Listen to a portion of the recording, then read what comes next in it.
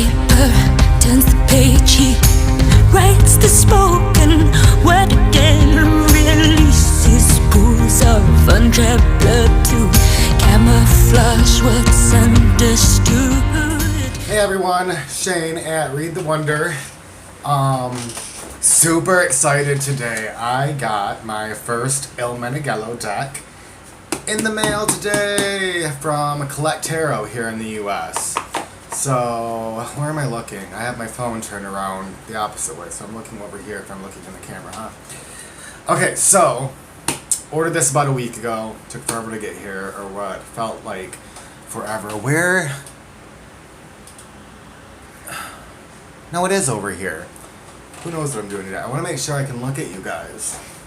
So now I know, and I'm looking at you, right? Okay, so this is just going to be a quick first impression of both the deck and Il Meneghello, because I have never had an Il Meneghello before, and they look lovely. So kind of two first impressions in one here. So already taken out of its Amazon, or not Amazon, but priority mail packaging. It did come cellophaned. I've already taken the cellophane off the box itself. So we've all seen these before. It's just as fantastic as it looks. An awesome box. I love that we have the little grabby here. It doesn't go down all the way, so it's really easy to pull apart. The stamp, the beautiful world card, El Mondo. I'm gonna slaughter most of these words. Oh, isn't that a gorgeous card? I'm glad they picked that one for the front. I don't know if they all come with the same card. This is the Soprafino, by the way. The Soprafino, also known as the Ancient Italian, which I have right here. I have the Lo Scarabeo Ancient Italian. So this is Il Meneghello's version. Yeah, so funny story. I just really decided last week I want an Il Meneghello deck to take with me to the UK, to Europe. And I was gliding with Simon over at Hermit's Cave and debating on, okay, so I wanted the Minchiati Utruria was back in stock, and then I was debating between that, the Neoclassico, and the La Corte de Teriyaki, not sure how to say that yet. But I was debating between those, and Simon said, what about the Soprafina? And I said, well, I've already got the Ancient Italian, but you're right, I do rather like there are a few cards. I mean, I love the whole Major Arcana, but there are a few cards, especially in the Major, that I adore in this deck. I said, well, I already have it. But we said, it's a totally different feeling, obviously, with Il Meneghello. Different coloring, different card stock, just a whole different feel. So I got ballsy, and Simon suggested, why don't I just take those 4 decks, put numbers on them, you'll pick a number, and that's the one you'll buy. And I said, God, that's, it's almost $50. Do I want to let fate decide on this? And I said, why not? Why not? Because it's too hard of a decision. And of course I picked the Soprafino. And at first I was really disappointed. I was like, oh, I really wanted La Corte or the Utruria. But the more I thought about it, the more I knew. I was like, you know what? I know I like this deck. I already know I like it. I really do want a Marseille deck. I don't really have a good one except that Ancient Italian. So I went with it, and so far, and then I got really excited about it. My disappointment didn't last long. So here she is in all of her glory. And then on the box we have this little, and I think it's the same as in the stamp. And I've never taken the time to really look at it. What is that, guys? It almost looks, my first impression is like a witch sitting on the world. It also looks like it could be an elf or a gnome, but it looks like they have one of those pointy caps on, and possibly reading a book or holding his cards. And then there's something in her lap. I don't know. So I'm sure I could go on their website and figure it out, perhaps. I'm not going to. Comment. What is that? If you know, let me know. If you don't, take a guess. Okay, so there she is. We're gonna open her up. I've already opened it up, but I have not uncellophane the cards. The first thing is this. I did not know that Il Meneghello came with any kind of little white book at all. So that's really cool. Il Meneghello, divinatory meaning of the 22 major arcana.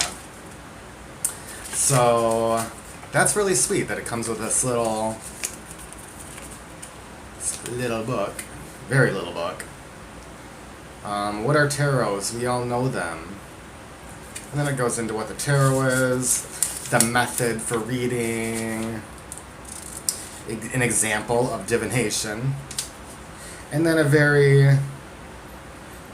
divinatory meaning of cards. 0, the Fool. In the divination, these card has order number 22. Translation is a little bit iffy. I don't know what this card has order of number 22 in divination. I think that's personal preference. It means irresponsibility, restlessness, lack of logic, frivolousness, moral principle, freedom, immorality, and insanity. So it's looking like we're getting very traditional meanings. You know, the fool as the madman.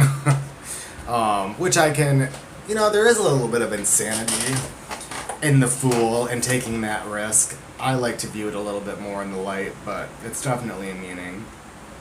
Let's do the High Priestess just to see. It means intelligence, discernment, perspicacity. I don't know. I pride myself on my vocabulary, but I do not know what that means. Perspicacity. I'd have to look it up. Woman or man able to teach and to foresee events, a life coach. Generosity and sweetness in the sentimental relationships. Tendency to avoid difficult situations. So it's a little white book that I will probably never use. I'm not feeling that, not digging it. Okay, so we have the little white book. Then we have this little guy here. And it's in Italian, right? Is it Italian? Yes, pretty sure it's Italian. Oh, and then it does have it in English in the back. I was talking about Ferdinando Gumpenberg.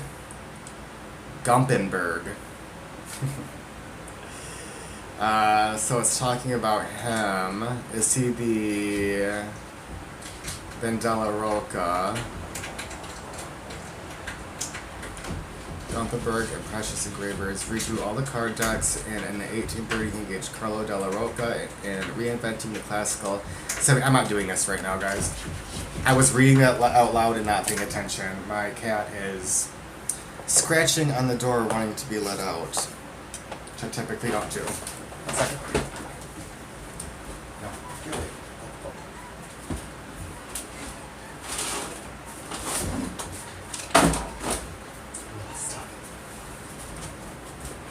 Did you hear me yelling at her? I'm sorry.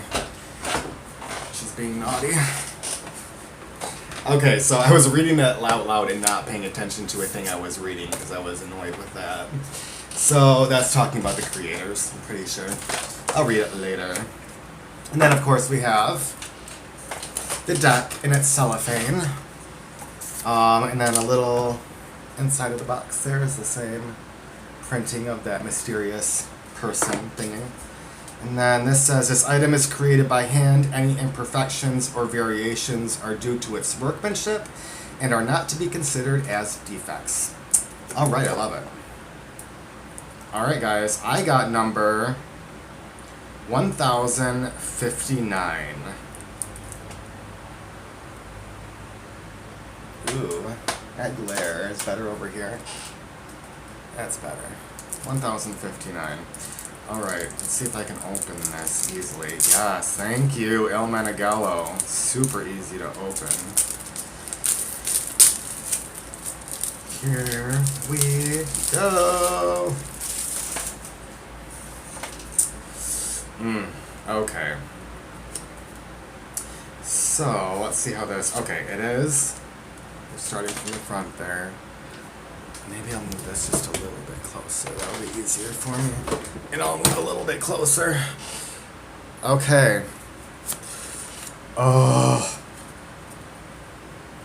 Okay, so these are a little bit smaller. The cards are smaller than what we typically see in a tarot. I will just take out. I should have been more prepared, huh? I was too excited. We'll leave the world, not compare the world. I think that it was Simon that I watched over at Hermit's Cave do a comparison between this ancient Italian and the Soprafino, side by side. If you want to look at I think it was this one he did. I think he did it. Don't quote me. I'm not gonna do that side by side. I'm gonna do it on one card just so you get a feel, but not on the whole deck. Okay, so I mean, really quick first impressions of this. It's amazing. Just paper. Just papery. And it's all got this antique linen type of look, even on the backs of the cards. And then you see all the distressing. The artist, the creator, left all the original imperfections in this deck. So whenever you see stains on it, there they go already. Whenever we see stains on it anywhere, that's originally how the cards were found, how they looked. And he put all that back into this deck, and I absolutely adore it. I adore that aspect of it. Give me 1 second. Looks like this is probably the end of the deck. We'll just leave those.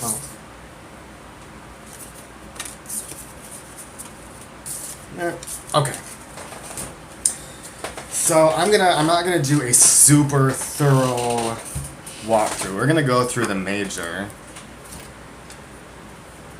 because I never did the ancient Italian. Okay, so look at that. So we have the little stain here. It's all kind of washed out. The colors are terrific. I'm already in love. Okay, so Il Matto, the Madman. So this is very traditional Marseille, very traditional kind of meanings. Of course, we can read into that whatever we want to. I don't love his face.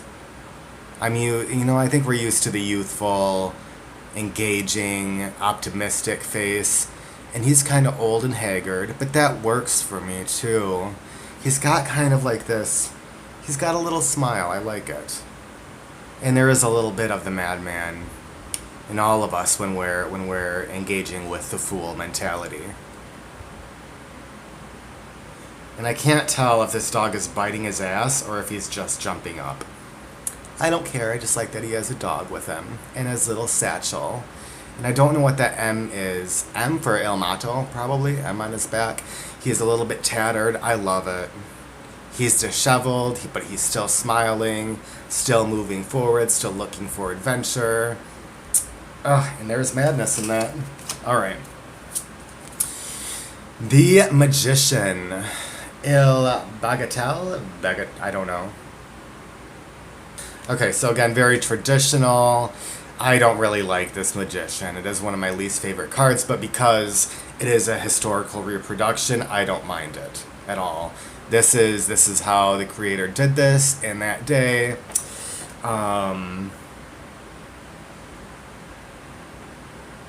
He looks more like a... is this the deck? Il Bagatelle. This might be the one that doesn't translate into anything else. There is a magician, and it might be this. That is it. That's just what they called it. There is no translation. It does not mean magician. It doesn't mean anything. That's the name of this card. I believe it's this one. I could be wrong. But he looks more like a worker, a craftsman. I don't see him as really a like a performer, like we sometimes see. No. One second. Knock that off. Ridiculous. Stop it.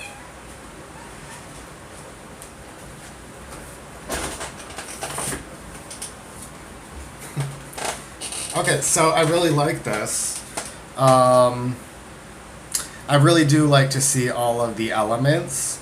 But again, I forgive so much in these older decks because they are some of the originals. And what we see today is our own, what we have now in our society and over time come up with as representations of these cards. It's so interesting to see how they viewed the magician back then. It's definitely different than some of us see it today. But we do see that he is, he's working with what he has. They look like kind of crude instruments, which gives me the impression that you're able to work with whatever's thrown your way. And he's got his hand raised in kind of like a salute, and I can view that too as the as above. He's not pointing down, but I can still look at it as the as above, so below. La Papasa. She's beautiful. With her book of ancient wisdom and knowledge, as I like to say. I typically, again, I don't like to see the High Priestess as the Papasa and as a church-like figure. But she's so beautiful. I can definitely work with that. The Empress. Yes. The Empress is gorgeous too. Look at her. Oh, look at, she's got like this corset. She's still doing it over there. My cat is being super nutty. Avalon. Avalon. Kitty, kitty, kitty, kitty, kitty, kitty. I'm just letting her out. We're not going to deal with this. You're ridiculous. Let's go then. You guys are probably thinking I'm such a mean father. She's out now. She's happy. Okay, so the Empress. I just love her. She looks very regal, very relaxed, in control of her environment. Overflowing. And I love that corset. Look at it. Makes her more busty. Yes. Okay, the Emperor. Pretty traditional looking Emperor. He looks pretty stern. He looks like he's in command. He has dominion over his land and his people. He's got his cool little scepter there. He's also wearing some mail. Some,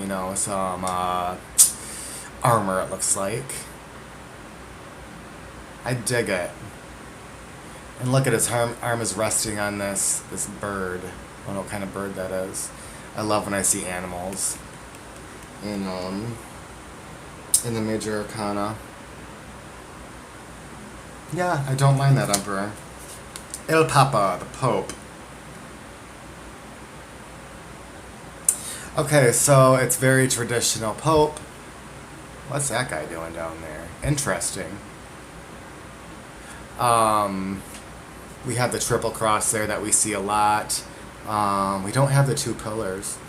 And then it looks like this is the blessing that he's doing to a supplicant. So very traditional. What I noticed though is that guy down there, he looks very mischievous. What is he doing? He's looking back where the others are entreating the Pope for his blessing. We have a guy here that is kind of ignoring it and looking backwards. How would we read that? Or turning away from the blessing as if he didn't need it. It's very interesting. I could read a lot into that card. Love it. What is that? Gliamante? Gliamante. That must be the Lovers. So this is the only deck I have where we see this, the Cupid. And it's a blindfolded Cupid. which I adore that he's blindfolded. It gives me the impression that we never know when love is going to hit, whether that's in romantic relationships, friendships, interests, passions. We never know when that spark of love is going to fire us up and where it's going to hit. And the Cupid gives a sense of fate directing us towards that sense of love. Or it could be, because the lovers also has to do with choices, a big choice. So this is a blind choice being made, or fate throwing us into a blind direction. I mean, that's just initial impressions of the card. But very traditional. Two lovers getting married. So my reading with this card would be based mostly on that little Cupid. I see so much in this little Cupid. Look at that wine stain right there. Just left it. I'm in love. Yeah, I love the Cupid there. Okay. The Il Caro, the Chariot. He looks pretty full of himself, pretty puffed up. He's got his hand on his hip. He knows who he is. And he's strutting around in his chariot. So that really speaks to me of driving ourselves on our own will. This card definitely does. He looks like he is... he's just pushing forward of his own accord. That horse almost looks kind of scared too. Look at it. Not so much that one as that one, if I can get it up there. He looks, do I want to say scared or nervous? I like that. I really like that in the Chariot, because we still need to be cautious, especially when pursuing goals using nothing but our own will. And this is what, I could talk forever. 78 Degrees of Wisdom shed a lot of light on this for me, and the 3 levels of the majors. And I believe is this the last line, or the last card of the first line, where we're really looking at progressing in a worldly fashion. You know, we're not looking at really our spirituality or any kind of really intense going inwards type things. These are all outwards that we're seeing in the Emperor, the Empress, the Hierophant. And then this, I think it's the final card.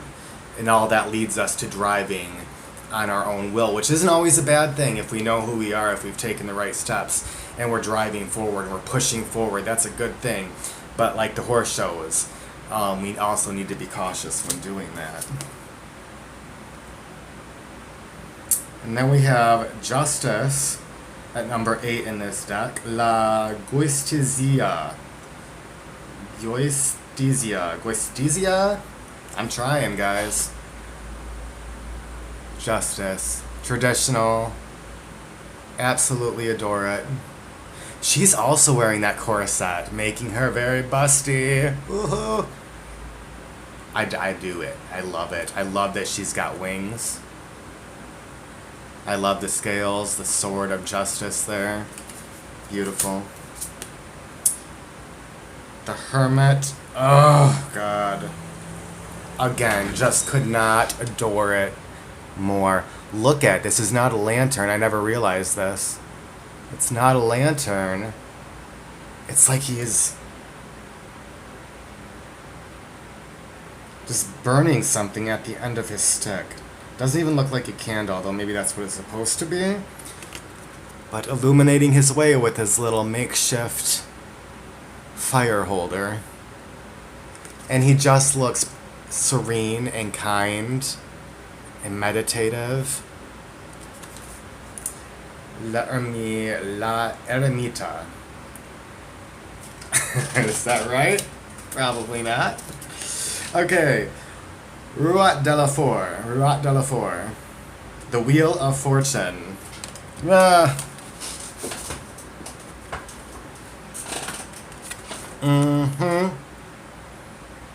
So we've got another angel-looking being with a crown, holding a lightning rod, it looks like. So that puts me in mind of like, Zeus and Greek legends, that rod of lightning bolts. which speaks to me all about fate, all about Zeus throwing his lightning bolts down, from on top of Olympus there. I love it. And then we have this pot of that's burning, that energy, that fire energy is turning this wheel of fortune, wheel of fate.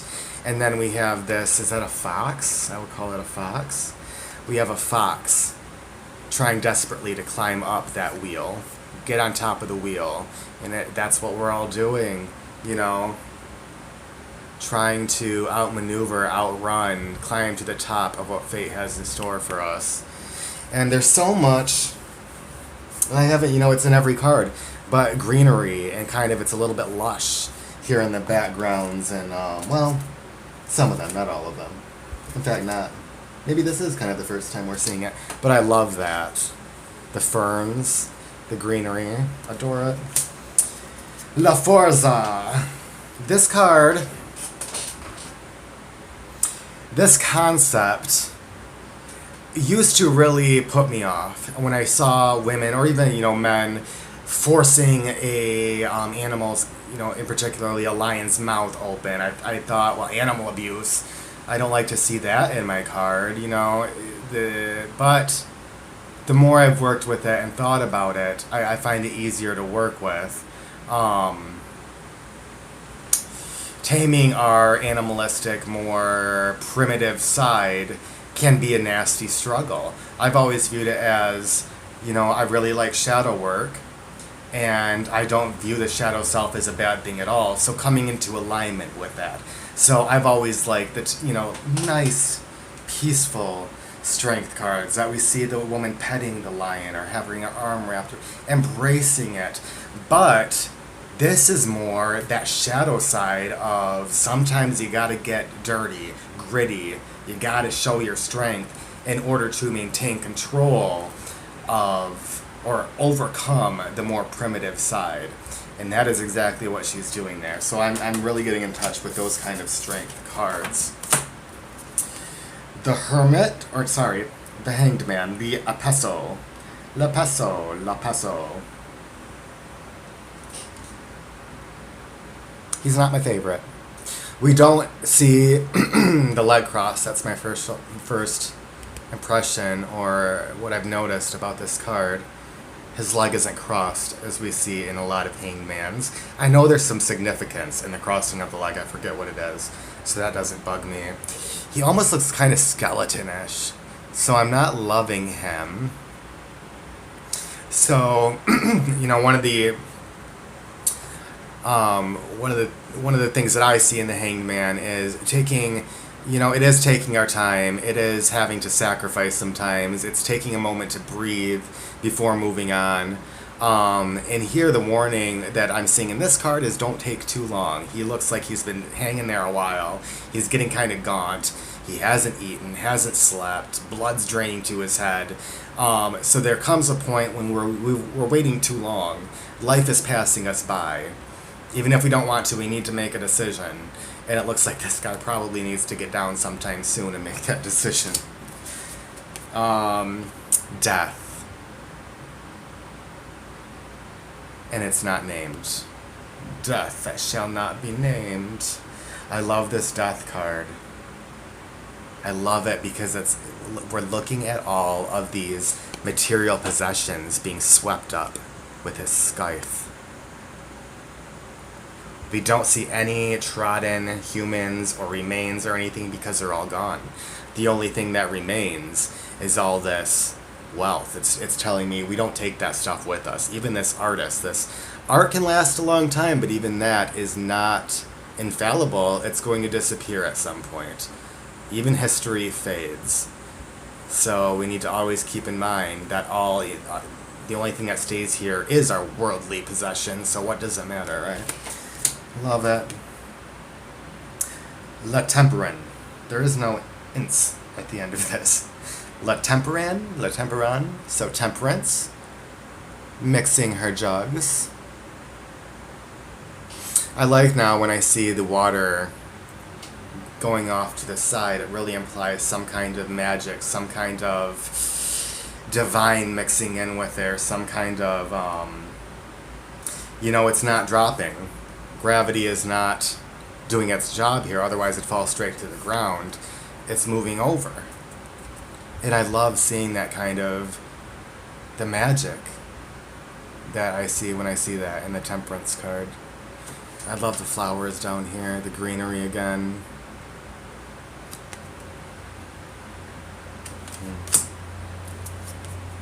El Diavolo, Diavolo, the devil.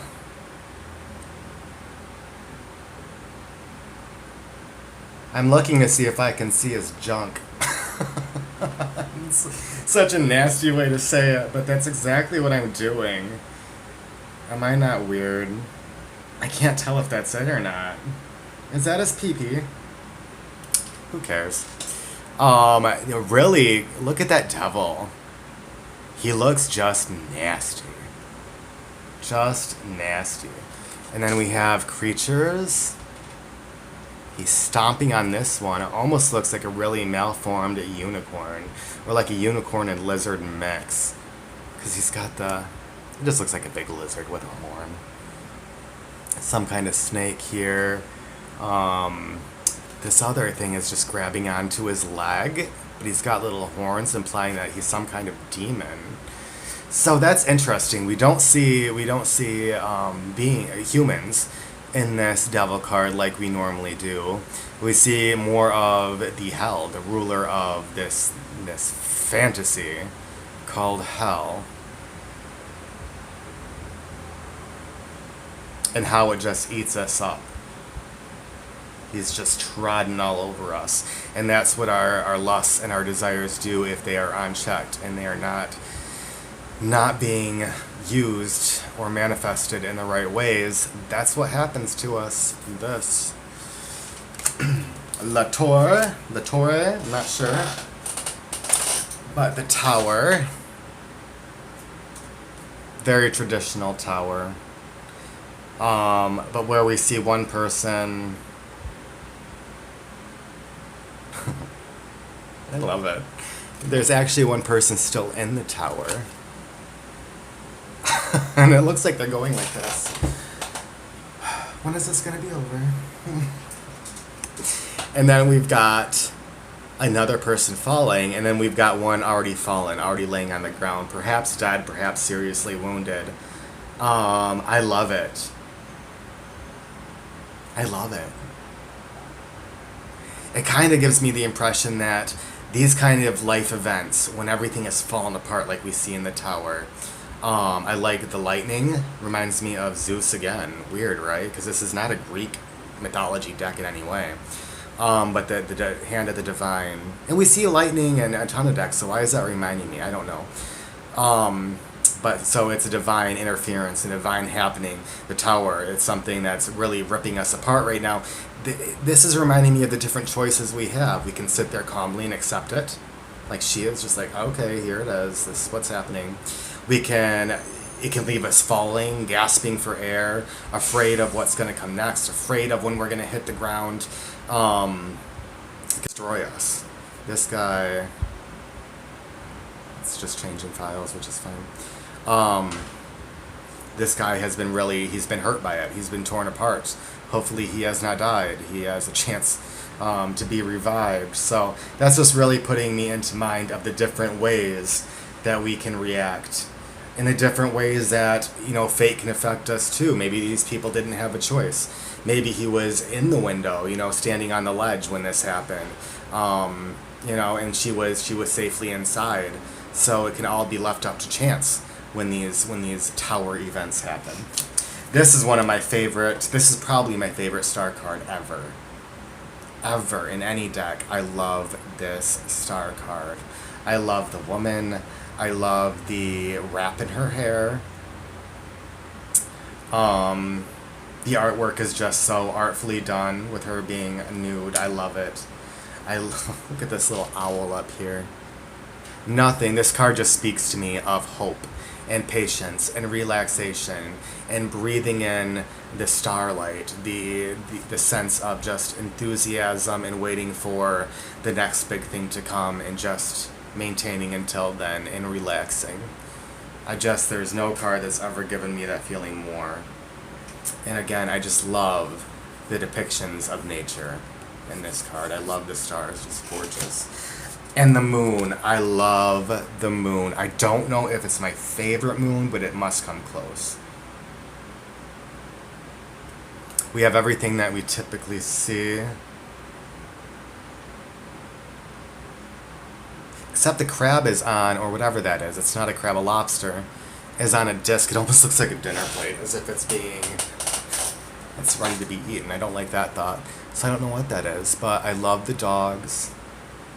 They're both howling at the moon. There's a little ship in the background, a little lighthouse. Even more ships further in the background. So there's a lot in this picture, and the moon is governing it all in this. La luna, ill. Terrible grammar. It's la luna. And I love the face in the moon. I typically don't like faces, but that is gorgeous. It's exactly how I see the moon, how I picture a face on the moon. Pretty obscure, it's shadowy. I love that moon card. And I can't tell you how much the cardstock is making such a huge difference, and the way that they just left it as the original, like the staining there, it's incredible. The sun, not my favorite sun card, but definitely I like it. I do like it. I like that there's no babies in it. Il Sole. They just look happy. They look like they've both achieved a lot. They're both where they're supposed to be. Now they can enjoy their time. They can enjoy each other's company. It's just a card of just total happiness there is what I see. They're in this garden, pretty flowers. The sun is kind of pushing away the clouds here as well. I really like the sun in that picture. Awesome. El Guedizio. So if there's an ill, does that mean the judgment? The judgment. I think ill does mean the, right? So it's not just judgment. It is the judgment. Just like it's the moon, the sun, the star. We have the judgment. So that's interesting and something I've never noticed. So these people are terrified. Most of them. I love it. I love it. And then there's this little shadow in the background. There's a couple more. There's people everywhere in this judgment card.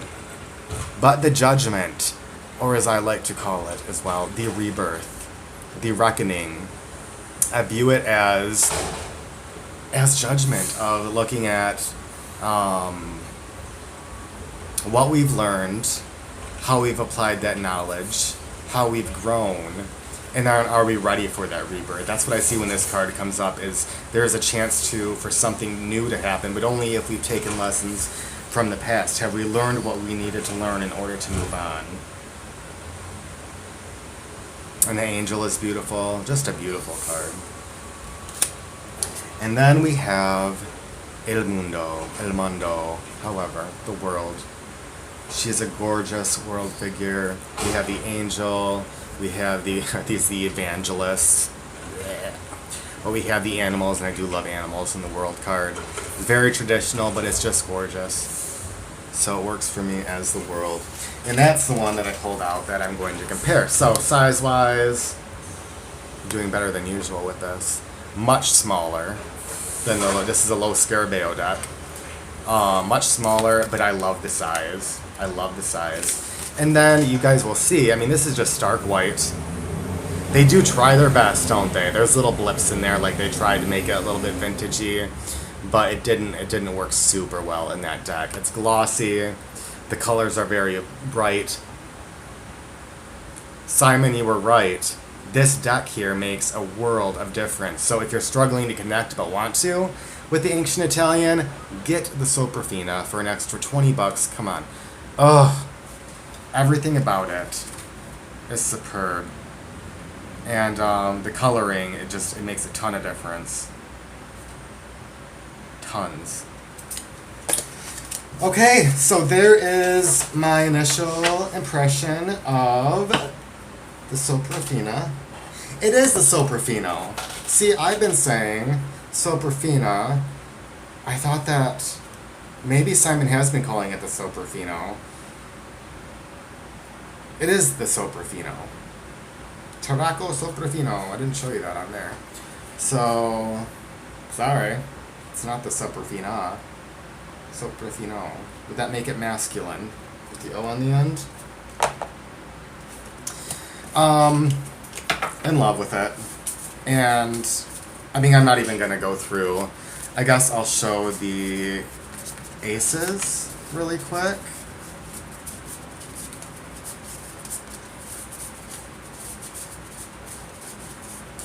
I mean, I'm not super familiar with Marseille, but I think this is typical Marseille style.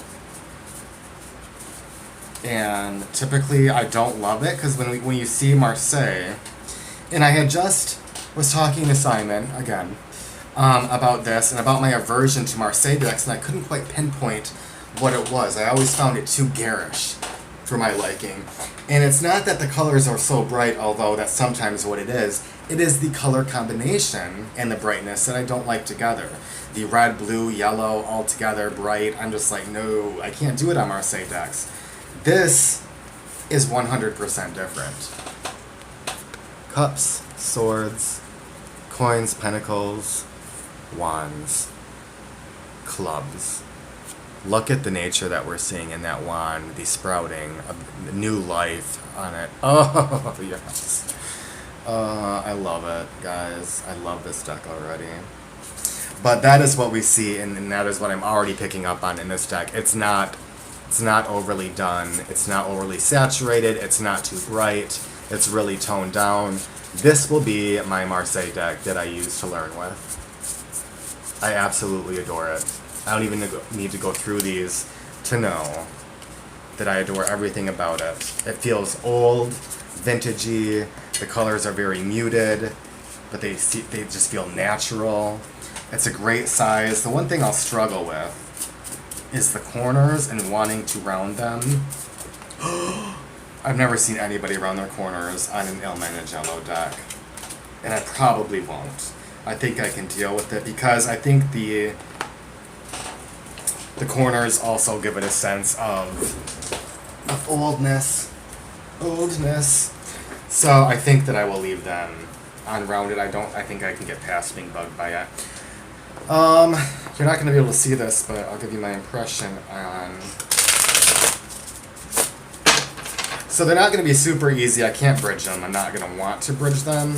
I can riffle them pretty easily without feeling like I'm damaging them in any way.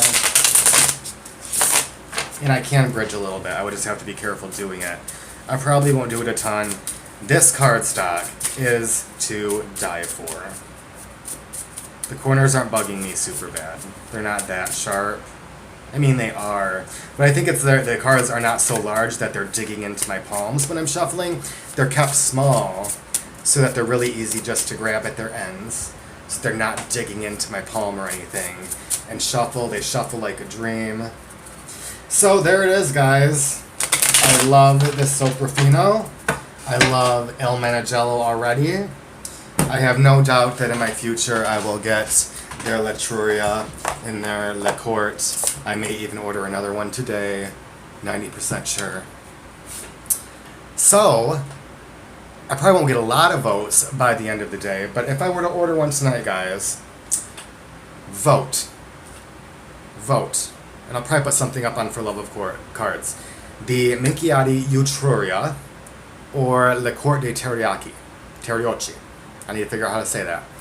1, 2. One of those. So if you do see this today, decide to leave a comment, or even whenever you see it, because I may not have purchased yet, tell me in the comments what you think. Which one am I going to buy? It'll be fun to discuss it, even though I'll probably make up my own mind. Or I can have Simon do 1 and 2 again. 1 and 2. Okay, so I hope you guys enjoyed that. I'm in love with it.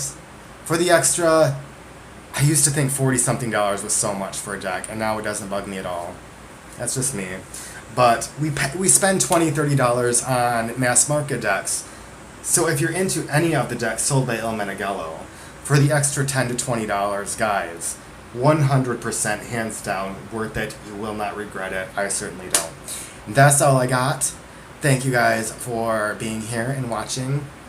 Hope you guys have a great day wherever you're at in that day. See you soon.